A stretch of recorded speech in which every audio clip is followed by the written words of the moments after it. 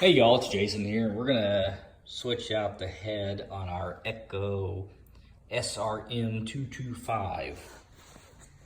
Tired of messing around with this stupid thing, and hopefully we'll get a better cut. So what we're doing is you spin this around. I don't know if y'all can see that. And what we'll do is, in this instance, pardon me, gonna use this punch here. So we line this up.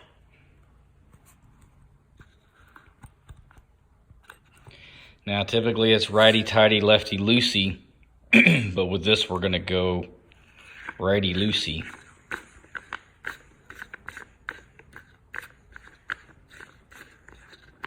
Huh, how cool is that? And what we're gonna install now is the Echo-Matic Pro. Hopefully this thing will work better.